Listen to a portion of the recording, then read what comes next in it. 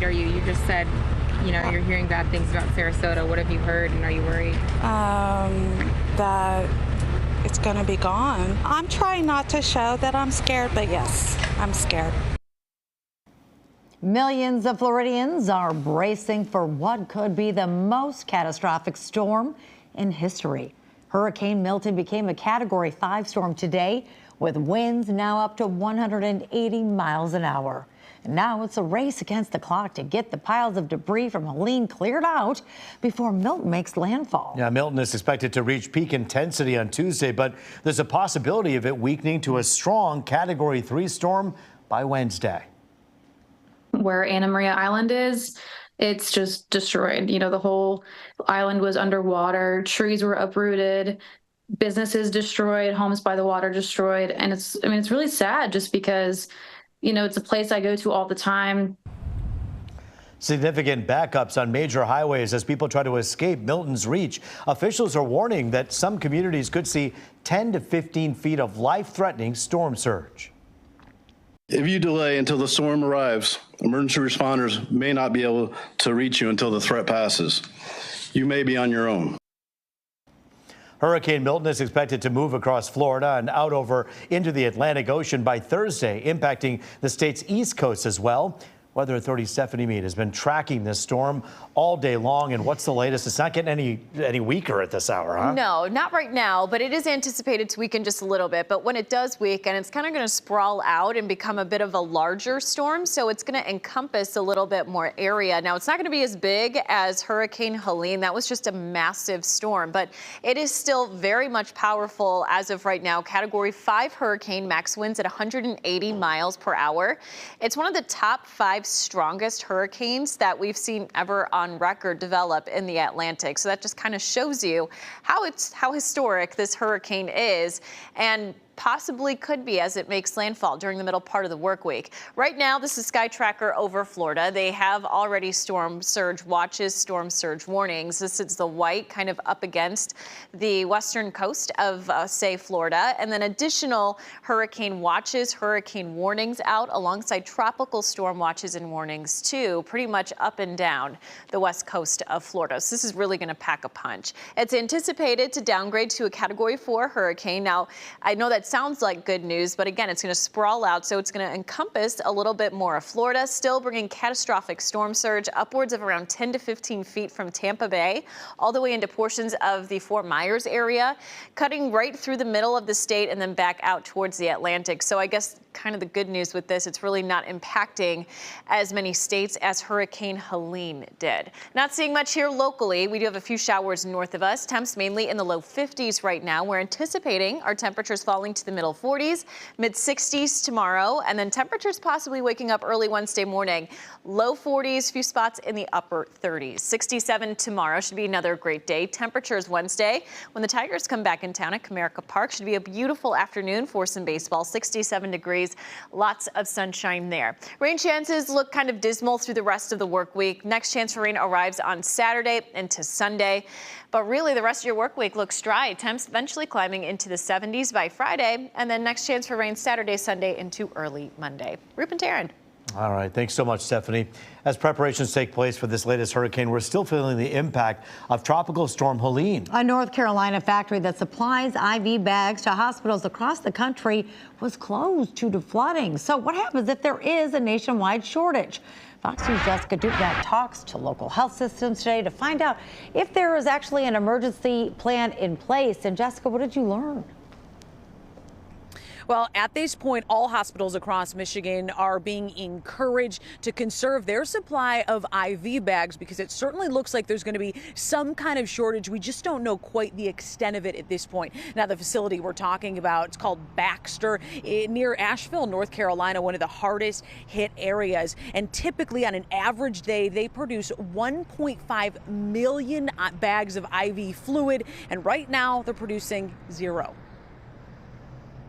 It's an issue that's impacting all hospitals across the country. Hospitals here at home bracing for an IV solution shortage. The plant that supplies 60% of the solution in the U.S. shuts down. Floodwaters damaged roads and wiped out a bridge that leads to the Baxter Healthcare Corp plant last week near Asheville, North Carolina, causing the shortage of one of the most essential tools to administer medicine. A lot of them do rely or purchase materials from Baxter. John Karazinski, a spokesperson with the Michigan Health and Hospital Association, says it's capturing the attention of the 128 hospitals in the state they represent. The situation causing rationing of IV solution, dextrose, a sugar fluid, and dialysis solution, which treats patients with kidney failure. It seems like it will vary for each different hospital and health system depending on how much IV solution they have available. Corewell Health says they're in constant communication with Baxter and are encouraging their teams to conserve IV fluids when possible.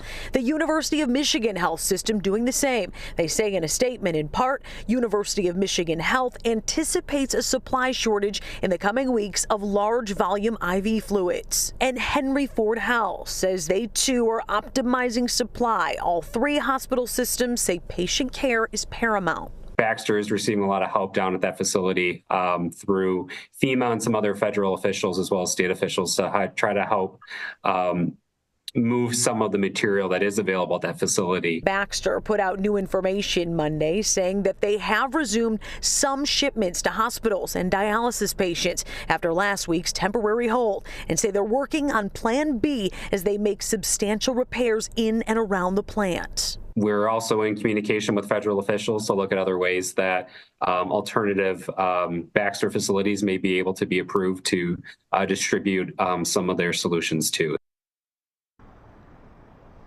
As we said, Baxter releasing some new information late today, some promising information. They were able to assemble some kind of rock bridge to get to the facility, to get some of the remaining IV bags out on trucks and out to other shipment facilities. And they also got power back in the plant, so that's relatively good news. Now, the Michigan Health and Hospital Association, who we talked to in that story, they say if you have any upcoming procedures, any trips to the hospitals planned, check your patient portal before you go. The health systems have been very active in updating their patients on any changes that may come.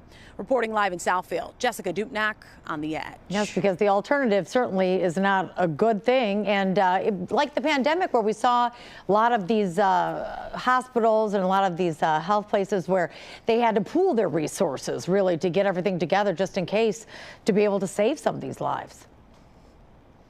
Yeah, and Taryn, we've seen at other hospitals across the country taking a little more extreme measures, and here at home even canceling some of those elective surgeries, kind of preparing for this potential shortage that we might see. I haven't heard that quite in our state yet, but we'll see. Yeah, certainly makes sense. You have to prioritize. Jessica, thank you.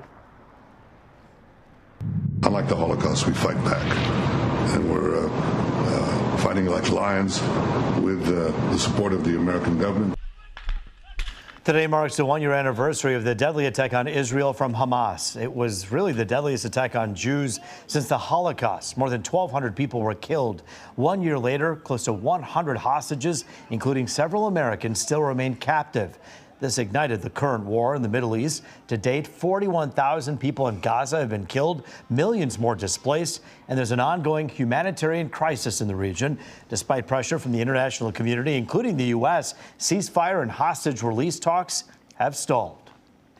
On the University of Michigan's campus, Jewish students gathered to mourn on this somber anniversary. Hundreds met on U of M's Diag, reflecting on the events of October 7th and remembering victims.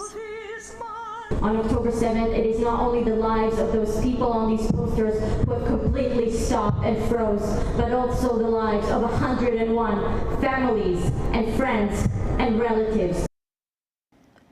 Meanwhile, supporters of Palestine took to the streets of Ann Arbor. The group continues to call for the school to divest from companies that support Israel. Off campus, the homes of University President Santa Ono and the school's chief investment officer, both vandalized with graffiti with pro-Palestinian messages. And there has been a rise in anti-Semitic incidents over the last year. Among the latest victims, the Jewish Federation of Detroit, its headquarters in Bloomfield Township, right there on Telegraph, tagged by graffiti that included, quote, "Free Palestine." Jewish leaders condemning the latest display of vandalism. It's anti-Semitic vandalism, plain and simple, and we condemn it unequivocally. To see this kind of hatred